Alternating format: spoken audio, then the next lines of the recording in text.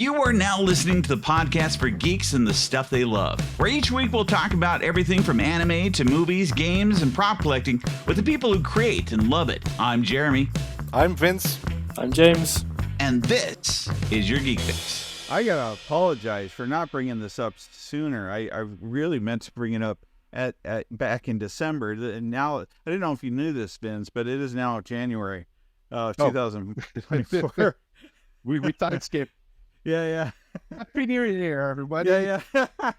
Literally, this will come out on the new year. Yes. All right. Cool. And so, yeah. But at the same time, I did not mention a few things. There's a few things that people out there have done or that they've given us or things like that. I'm going to adjust my mic here. So one of the first things was kind of going back in time. We did last year in May, I made a video inviting people to participate in a contest. You remember the contest, Vince? The Lightsaber. Yeah. Anyone that turned it out, they would win, something. But the thing was, in the end, nobody. It was due November 1st. And then we would, I was hoping at least I had like a couple people that turned in something. Because I know there are people out there that try to make retractable lightsabers. And when I say retractable, that does mean that like it has to pull in on its own. So it's not like you don't push it down. There's one guy I wrote I don't know why I was being critical. They'd made a video and they're like, this is my retractable lightsaber. And basically it was just that he would go like this and then it goes out, which you could do with any of the ones you buy at the store, and then just pushing it back in. And I'm like, that's not retractable. That's that you're pushing it, it's not pulling it in. So expandable lightsaber. Yeah, but at the same time, I did get Sabrina LaRoche turned in, and they are a designer of actually a laser designer for a pretty big company that's for doing that sort of thing. And they sent me schematics, which now I got a request from them again to send me the schematics again because it was pretty impressive. I mean, like they full blown, they have told me the idea and they're like, you could do it this way. And then they knocked out really quickly this schematic that was like so detailed. But basically the whole idea was they were using a compressed oxygen canister and then also using a reverse vacuum. So they're basically using the vacuum that it would create to then pull it back in when you unlock it. Oh, wow. And so it would go and then like that. That's cool. And and so that was pretty neat. So I want to give them a shout out for that. And then I went to the Good Springs event, Fallout event. And when I was there, a lot of people gave me things. I mean, it's so different, Vince. I didn't want to talk about it too much, and I can't talk about it too much because I got a video coming out. By now, hopefully it has already come out when this comes along. But I mean, like, this isn't like a con where you go and it's like, oh, I go to all these sessions, and in between, this is just like that in between time, the whole time, like just you can go to this market where you can buy stuff that's Fallout, that's made by Fallout fans or stuff that's, official. And then the whole time it's just like in the game, like you're like, hey, here's this thing. And then, you want something like, I'd give somebody some caps, they'd give me something and they just pull it out of their pocket. And I'm not even expecting anything back. I took things with me with the plan that I was just going to be giving out stuff. And we made a lot of stuff, and I took a lot of stuff with me to do just that. And then we bottled bottles. So we had a lot of bottles of different flavors of Nuka-Cola, and then we had tons of the sarsaparilla. And so, we hand stuff to people, and they'd hand give us things. But there was also, there's somebody that was there that was a member of the channel who was there. I got to sign their helmet, and then they gave me, they had made also a Nuka-Cola bottle for me. And then we also had, I didn't get to connect with Connor's one of our members here that I didn't get to connect with, and I made plans. We were going to connect up. I even messaged them just before, and there was over 3,000 people to show to this. Oh wow! But it's not the wasteland LARP thing, is it? No, that's another thing. I didn't even discover that until just recently. You're talking about the one where you go into the, like, they basically, it's almost more like a Mad Max situation. Yeah. No, this was just this is the thing that started last year. And last year they had more people than they expected, but I think it was like a few hundred or something like that. This year, a few thousand, and they're planning the next year there'll be even more than that. And I mean, there's so many people. I parked. So if you know the map, this is what's funny is people who've never been there know the map of Good Springs, right? Yeah. And so, you know, if you know where the graveyard is, I had to park just beyond the graveyard because the parking went out that far, and then I had to walk in. Wow. And then, you know, you get there and you think, I mean, man, it was the most unbelievable event. I will go back next year. It's just, it was so, what was crazy too, is it wasn't just like a couple of days. It was like, it was a 3-day thing. I thought it was 2 days because that's how it would look like it was advertised. But on Saturday is a 48-hour situation. So people literally stayed there all night, did stuff all night long into the next day. They had stuff, as far as things going on, like they had things going on the whole time. They had people from all over the world too. I ran into a guy that I talked to. His name was Patrick. Naturally, he was from Ireland.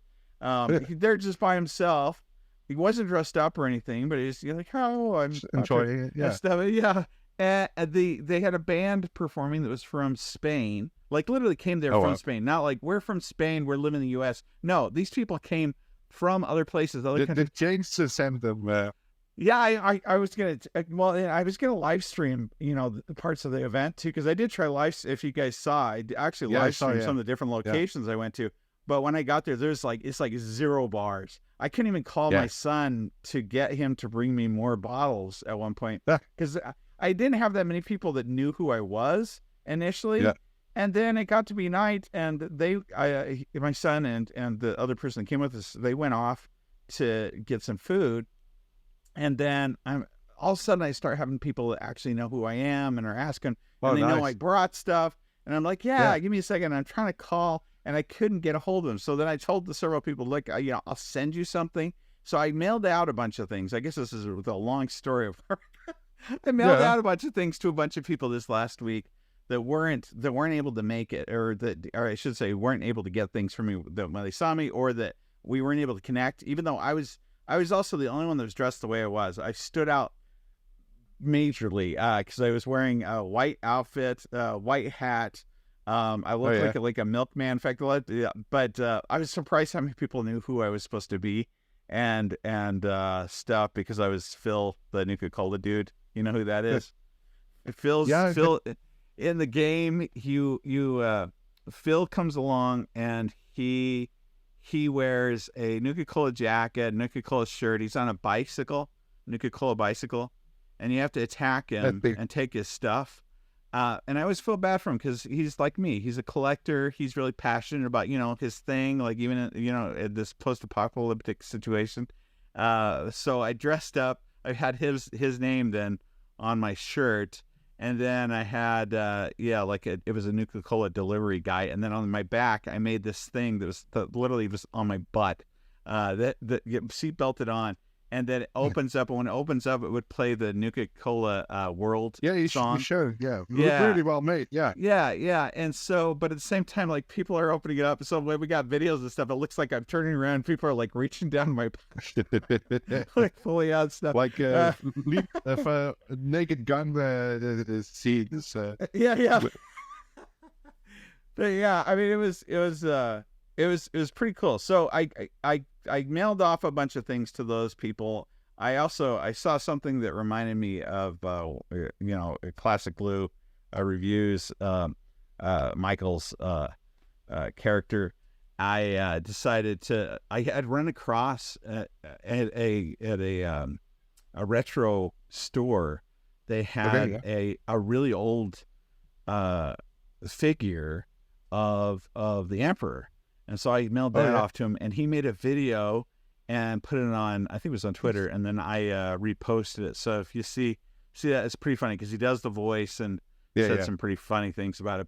Sadly, I will take my place within the blue tub of storage. But anyway, just to kind of some shout outs to people that have done some things, and I mentioned that I was going to post them or I was going to say something about them, and I hadn't. And so kind of updating on that. But the big thing I want to talk about is, I mean, obviously we're at the beginning of the year. What are your resolutions for geeky resolutions there, Vinz, as far as what's going to be, what's your year looking like? Good question, because I'll be out of a job now. I got you. So looking for work is probably going to be one of.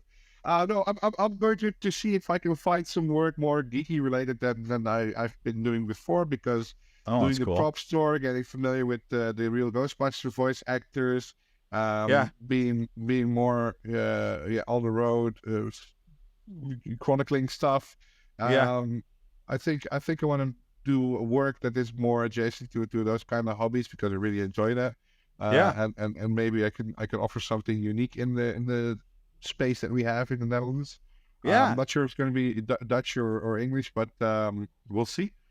You guys have a lot of geeks out there. I'll say that, because it seems like when I've gone to order things, I've been surprised how many, and then like Yoast and stuff like that, like how many people and how many companies and everything else seem to come out of there. So I mean, it must be. Well, Germany has got us beat, ones. But it's a bigger country. But if you look at, for example, the German Ghostbusters, they just recreated the entire elevator from the Sedgwick Hotel.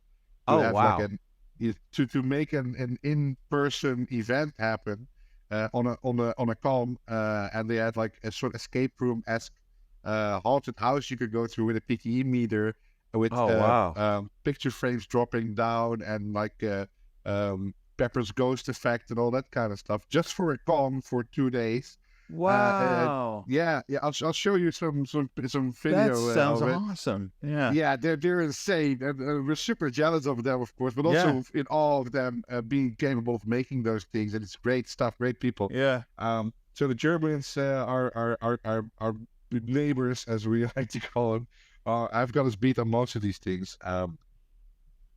Resolutions, some self-actualization, mental health wise. Well, it's not negative. It's just, improving yourself, loving yourself more. I'm actually, for a while, there was like this thing that I had to buy stuff to make myself feel good, and I never did. I got you. And now I am actually enjoying the stuff that I'm doing, and celebrating the fact that I'm doing these things. So that's great. Prop Store was a huge high for me, even though it was one of the most stressful private moments in my life for the past 2 years because of all the work situation. It really countered the whole thing while being so exclusively excellent and so fun to do. That's been great. But I'm going to do a Japanese course. Oh, okay. Which one are you going to do? It's not the Genki ones. I do have those books. But, the Genki books, yeah. I have those books, but it's a Dutch one. It's from like an online university. So just doing things that are more things that you actually enjoy. Not decrease the stress, that sort of thing. That's in my book too. Make myself more resilient, but also the whole Japanese course was a very fun thing. Like they have a self-actualization budget, and normally you have to spend it on a whole year and do business courses. But we are owned by Toyota. So your company will pay for you to do that's cool.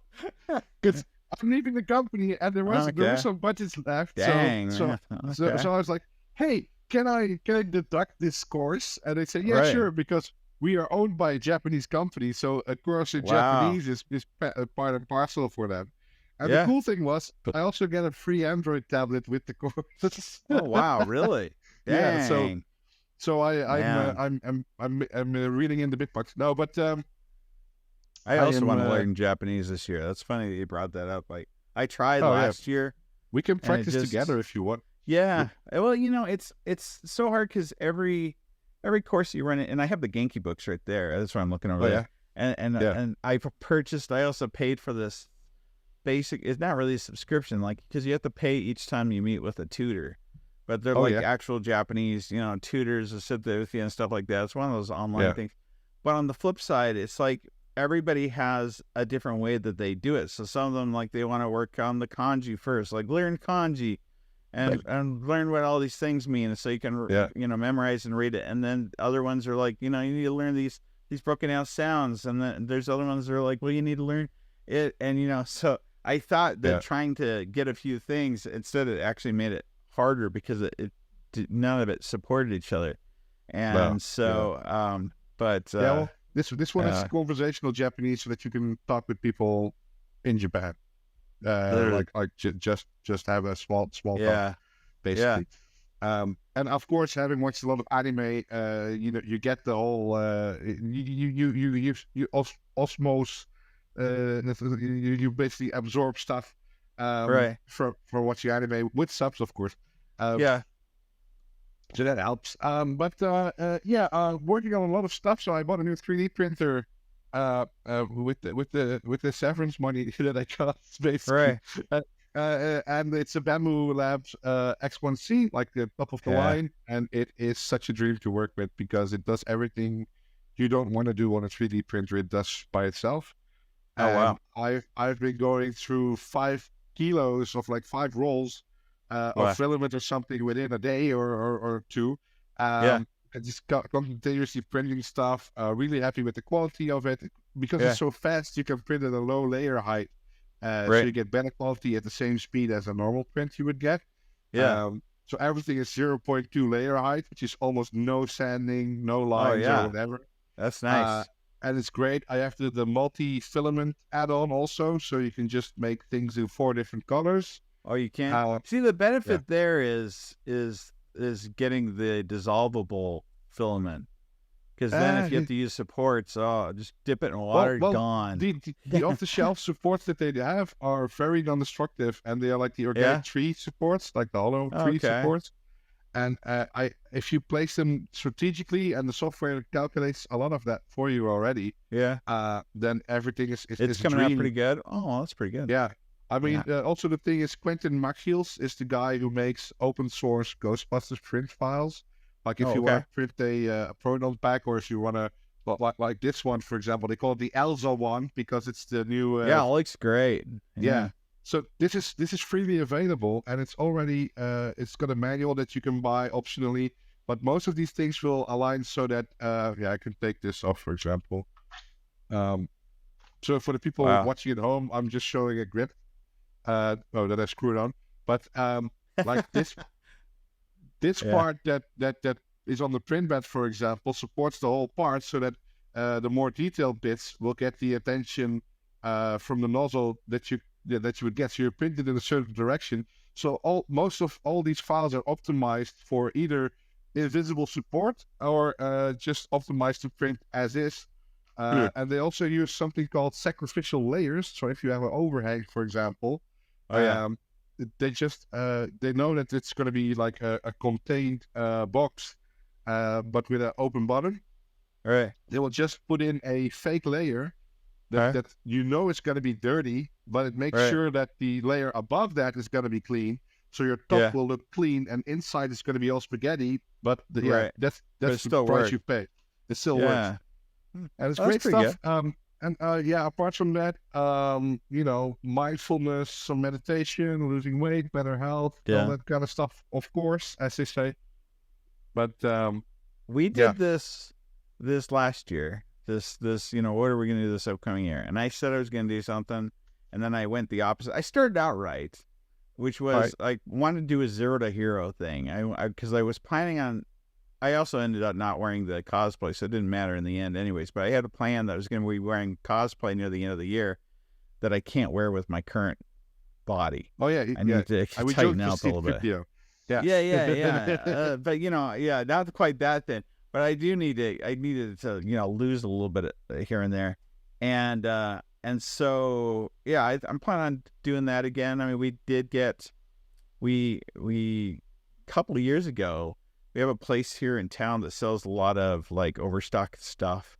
Okay. And they had treadmills that have the big, gigantic screen with huge old speakers on and stuff. Yeah, and I've been using it, and it's almost like a virtual reality thing because it goes so far up and so far down. Oh wow! On it that it's pretty great. And I was also training to do because I also thought that I would go to Mount Fuji before I knew that there's a chance it'll be closed by the time I finally get to go. But at the same time, I had all these plans, so I'm still thinking I'm going to start it again this year. The thing about the resolutions you intend to do them, right? Well, the biggest thing that keeps people from setting resolutions or from doing them or following through is I think that they picture the big picture and not so much the objectives. And so I need to break it down more into my objectives. So you have those smaller steps. Every day you should have something you can do that day, and that propels you for the next. That's part of that flywheel. And so if you do 1% every day in 100 days, you'll you'll get to your thing. And it's also it's less overwhelming that way, that sort of thing. And I think too the channel kind of gets in the way of my health at times, which it shouldn't. It also or that it can get in the way of enjoying something, which is also where I need to I actually, so like this month I'm not doing any fan home builds, or during December I should say, because I'm still in December, but because I wanted to work on, literally I'm just sitting and editing those travel videos, and I'm doing those a lot because I enjoy it. In fact, I kind of want to do more of them down the road. I've always loved things like abroad in Japan stuff because it feels more personable. I feel like I'm there. You feel like you're more connected, and I really feel that way about these videos. They're kind of fun, and they're fun to make, but they take a little while. But it was also fun to actually go. I mean, and to be able to take people, especially if you're where you wouldn't even come to the U.S., it's kind of situation. It'd be great. Like we have some people that are in Australia, stuff like that. So they couldn't go to the Fallout event. If you also want to see other things that I'm not going to cover about the Fallout event, by the way, TK Mantis, who also helps with the organization of that, Chip, who I got to know. He's actually a member of our channel now. Cool. Also helps in organizing that. He dresses. He looks just like the Fallout character. So he's got the big head. He wears the big head on. The pip-boy. He's got the big head for it and stuff, and he walks around and he's got on the.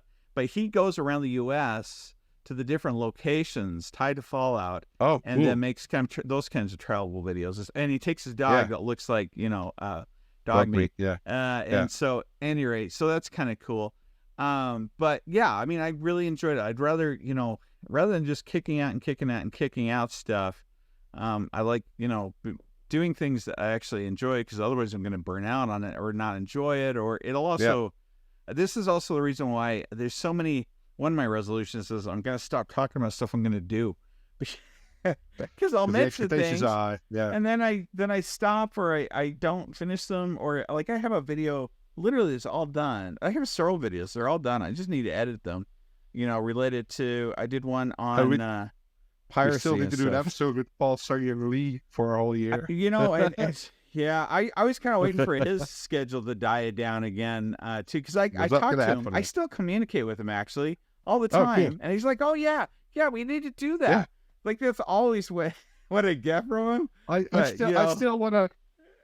still want him to buy a Carson Teva helmet, sign it, and I'll pay for everything. Let me know.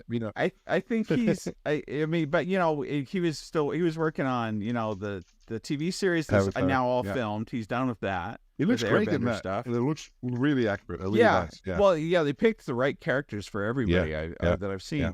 But on the flip side, so there's that.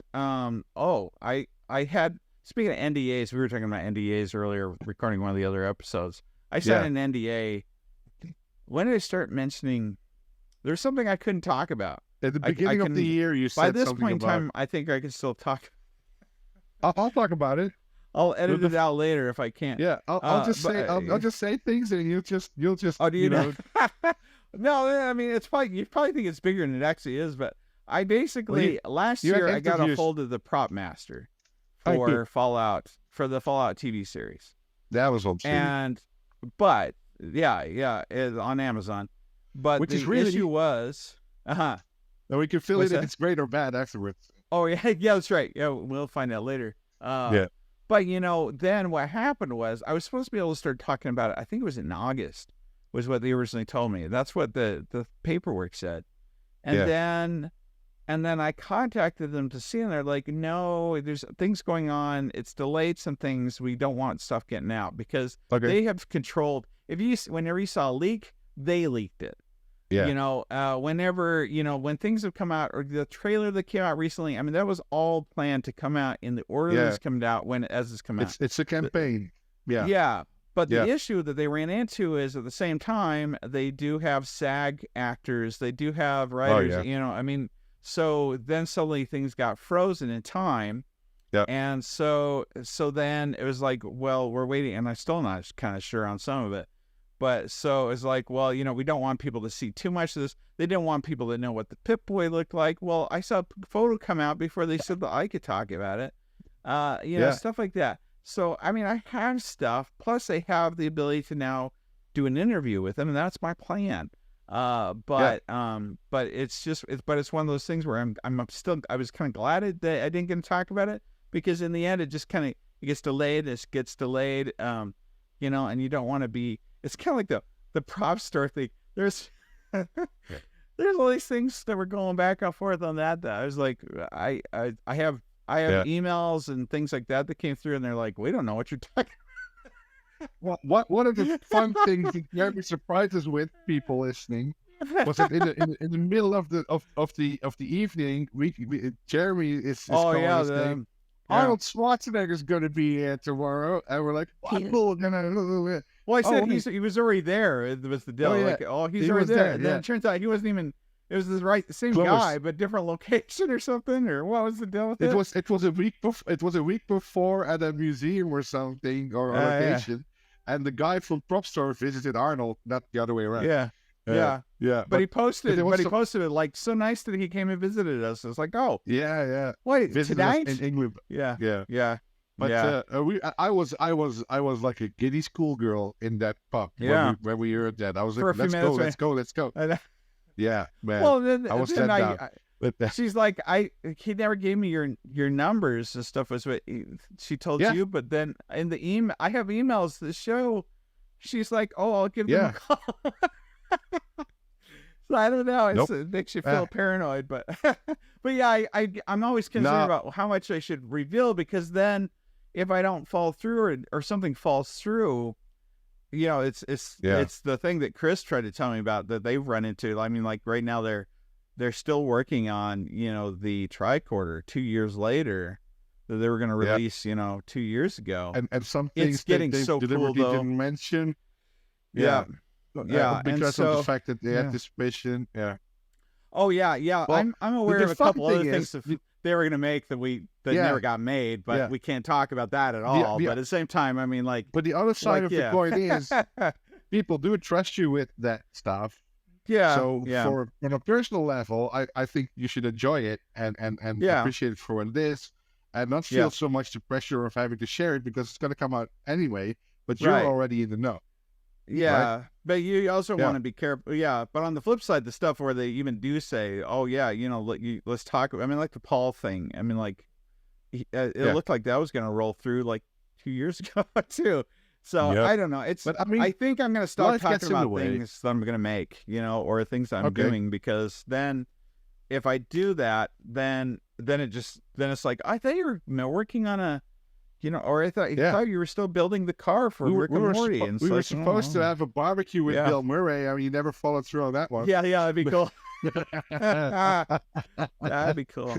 Well, and I mean, similar thing. I do have a Ghostbusters related thing I can't even do anything about right now and stuff too. But on the flip side, I think I'm just gonna take it day by day. And then focus on the things that I'm motivated for, and only release those. Yeah. I released a couple of videos the other day that I didn't yesterday. Oh, yesterday and today. In fact, literally one just came out 55 minutes ago. So I got contacted. I get contacted by Amazon people Yeah, I'm but an chainsaw affiliate. thing, right? I get invitations though daily, and they're always this stupid, weird crap. But the funny thing about the chainsaw and then the one that came out today is a rock tumbler is literally like I was looking for a rock tumbler. I went to the store to buy one because there's a project I'm doing where I needed the glass on these things to look a certain way. Okay. And I was just going to frost them. I was going to spray them. And then I found this lady's video where what she did for it was she put them into a rock tumbler for 5 days. And when they came out, they looked exactly like what I was looking for. So I'm like, great, I'll go get a rock tumbler. I went to get because I thought that's got to be cheap. I'm like, I used to do rock tumbling with my grandpa when I was a kid. I loved it. And I thought, well, you know, I'll give it. Probably the girls will love it too. And I go to the store and it's like $150 for a rock tumbler. So I'm like, I'm not doing that. I mean, that's not for one project. It's a very American thing, though, a rock tumbler. Is it? I don't know. It's like a 70s thing in my head. But at the same time, it's weird. It's one of those things where you almost get suspicious because you're like, what? Like the day that you're talking about or thinking about something, suddenly you get an email and it says, you know, will you review our rock tumbler? They had one that was like $30, which I could have bought myself, but they're like, we'll send it to you. I said, sure. So I did that. And then the chainsaw, again, I don't want to talk too much about projects. I think a couple of people finally figured out what it was, but the people were initially guessing what that chainsaw was for. It was like the Ripper. They're like, are you making a Ripper? Like, I hadn't even thought about that. We should do that. But Chainsaw Man, right. I guess. It is Chainsaw Man. Yeah, Chainsaw Man. It's not for me either. It's somebody else came up with the idea of doing a puppet for something that they're doing. Okay. And they got the body part figured out, but they don't do electronics and stuff. And they're like, do you know a way that we could do this so that in the video it would need to actually work? And it's like, well, I mean, you can use a gas one for sure. It would be too big too. And the electric one that I have upstairs, I went and checked that out and stuff. It wouldn't work right either.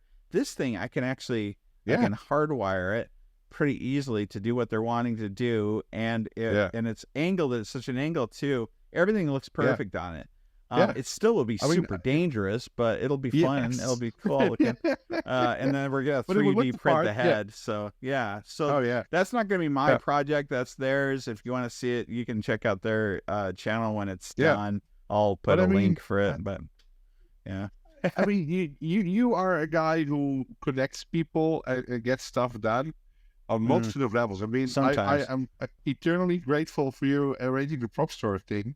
That was cool. That was fun. And I wish I could have gone on that one. We're gonna meet up. We're gonna meet up someday in the future, and we're gonna have some fun together. Definitely. But that's also a resolution for next year. This year, trying to get together. Yeah, I might have a reason to come to Spain because my wife actually is. The key is I need my wife's buy-in on most stuff too. That's the other piece to it. Like my wife doesn't like collectibles and stuff. Literally this today I might be buying a house, in which case I'll be having my own spare space where she'll care less about what I have. Casually buying a house. Right. Well, you know, like you did. Well, we needed one for a while. It's hard with my size family, but at the same time, so I think I'm gonna have space though where I can put things and do things, and right now I've got to be careful about what I get and how much I have because, it'd freak her out. She's not into that sort of thing. So, but trips too. I mean, like if I'm going to invest, although she said when you guys went to Prop Store, and I was like, oh man, I can't believe they're going to go there in a few days. Sounds so cool. She's like, well, why didn't you go? I was like, you're really like, you'd be cool with me going. And then on top of that, like you'd have to get back and go to Vegas instantly. And I don't know. It was not realistic. Break you most likely. Yeah. So but, if you go to Spain, we can visit Sinterklaas, of course. Yeah. Sinterklaas. So I saw your picture, by this point we'd be in January, but at the same time I saw your picture of Sinterklaas. I liked his helper, standing next to him. I looked for we should have done. You should have done a thing on all the different types of. I like the Santa Clauses that are creepy that are in the world. The ones that go out and steal children and stuff. It's a very loaded topic in the Netherlands, and is it? It is because of it is in its essence it's quite racist, but it's never intended to be racist, kind of. But of course, you don't care about that if you are a black person or a person of color. Is He's supposed to be a different color. Well, the pictures I saw, I didn't see that. So yeah, I well, didn't know that. we fixed that because that's a lot of topic. So initially it was people wearing blackface and actual like lipstick and everything, and wigs. And now because of the whole hubbub around it, they made it like people having a bit of a soot on their faces, wearing costumes. And it's all that's his name, the Sinterklaas. I get it. Okay. Well, no, that's not Sinterklaas. That's not it. Is that Sinterklaas? No, it works, but it's Saint Nicholas. Okay. But Nicholas gets Dutchified into Klaas, so Nicholas Klaus becomes Klaas, and Saint becomes Sint. So it's Saint Nicholas or Sinterklaas. Sinterklaas. Yeah, and but you know, I have a 3-year-old son, and he likes to be what's they call it, Pete, or originally Black Pete. And those are the people who deliver the presents, and they're acrobatic and fit, and they hide in the shadows, and they're like basically ninjas that they're delivering presents for Sinterklaas. And Sinterklaas is an old doddering man who forgets everything and has to write everything down. And Zwarte Piet or the Piets, they help him. So it's for you know, for some people, I understand because of the blackface, it's super racist. I get that, right? But now they basically, and I appreciate the fact that because looking back at those old movies, it's very jarring to see actual white people blackfaced, right? Walking around if it's normal, right? So you know, we grow as a culture, But now it's just, you know, people from whichever race or color are having soot on their face because they go through the chimney. I appreciate that. And also for my son, I mean, he can enjoy it in a way without all the controversy, without all the heavy burden of all that kind of stuff going on. And he just wants to be like a cool sort of present-giving ninja wearing 17th century Spanish noble clothes. That's just the cool factor, and he really enjoys it. The United States version isn't that old. It's like kind of a new thing, right? Yeah, it was a Coke. In fact, I went to the Coke store in Las Vegas, and they had tons of the original collection. In fact, they have a special figure up here. This Coca-Cola Santa Claus. I think most people don't even know that that's where it came from. It started with the Coca-Cola ads, and that's why he's the colors he wears. Yeah. Before that, that's not what he wore. Yeah, it was green and yellow and all that kind of stuff. It was a mix of multiple. So you had pretty much any culture, that kind of melting pot thing, and then that just became the United States version of Santa Claus. And then Coke would put them inside of the Macy's stores and things like that. So they just everyone's like, oh look, that's who Santa Claus is. Yeah, exactly. I saw him. So, Santa Claus is basically Odin because he has a white horse that can fly or run up. Oh, really? That's the whole thing. So does he have a son too then, or? No, it's Wodan basically, which is like the Celtic local variety. And the Black Pete or Pete is like the Krampus, which is like the monster that takes people away in a bag. Oh yeah, I mean, like Krampus. Yeah, Krampus. Yeah. But a lot of stuff is contested because in the 50s, some guy wrote a lot of lore about Sinterklaas, so that could take that's the basis of it. But before that, people also thought it was racist, so they didn't have the really black Pete's. So there's this whole minefield of past stuff, and we just like the modern version where everybody can be themselves. And every Pete is from every race, and they're just hired for their skills, so to say. But Santa Claus still has dementia. That's the key. Nah, it's basically like, oh, this is happening. Oh, I'm a bit surprised, and hello, children. That kind of stuff. Where am I at? Well, sometimes he loses his hat or something, or something goes wrong. And then the Pete's have to fix it, and then he's just like, oh yeah, but it's fun, it's tongue in cheek, and if you enjoy it, you enjoy it. And I also, I think going back to the whole thing, I don't know why you ended up going to Spain. I think one of the resolutions is going to be we have to meet up and have some fun and do some cool things. Definitely. And I'm looking forward to it. I'll be happy to save up also. For me, it was a bit of a big ask, and also for James going to a bloody desert for a lot of money for 3 days. was not really in the charts, but we'll have to find a way to do that.